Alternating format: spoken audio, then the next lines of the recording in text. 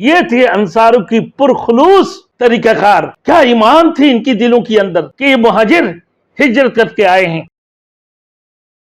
Thanks for watching. Don't forget to like, comment, share and subscribe to Maulana Habibullah Rohani official. حضور صلی اللہ علیہ وسلم نے مواقعات کا بہترین نظام قائم کیا اور ایک ایک انصار اور ایک ایک مہاجر کو آپس میں بھائی بھائی بنا دیا، اور ان دینی بھائیوں نے اپنا اپنا آدھا مکان، زمین، باغ یہ مہاجرین بھائیوں کو پیش کر دیا اور ان کو کاروبار میں شریک کر لیا، اور اس طرح اخوات اسلامی کا بہترین نمونہ پیش کیا. بخاری شریف میں آتا ہے کہ ان کا یہ بیچارہ اس قدر کو پختہ تھا کہ ابتدائی دور میں تو ایک دینی بھائی اگر فوت ہو جاتا تھا تو اپنے دوسرے بھائی کو اس کی وراثت میں حصہ دیا کرتے تھے. کون؟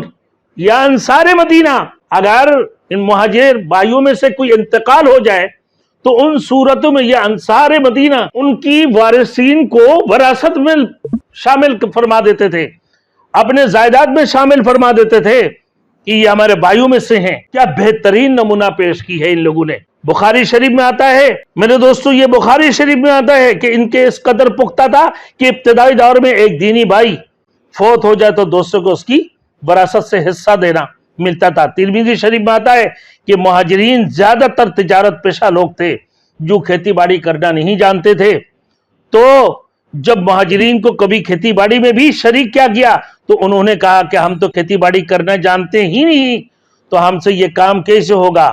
تو اس پر انصار نے کہا کہ باغات اور کھیتوں میں کام ہم کریں گے، مگر اپنے مہاجر بھائی کو پیداوار کا نصف حصہ ضرور دیں گے. اللہ اکبر. یہ تھے مہاجروں کی، یہ تھے انصار، انصاروں کی سلوک، یہ تھی انصاروں کی سیرت، یہ تھے انصاروں کی میرے دوستوں اخلاص، یہ تھی انصاروں کی پرخلوص طریقہ کار. کیا ایمان تھی ان کی دلوں کے اندر کہ یہ مہاجر ہجرت کر کے آئے ہیں، اور پھر ان کی ساتھ میں ہمیں کیسے سلوک کرنا چاہیے.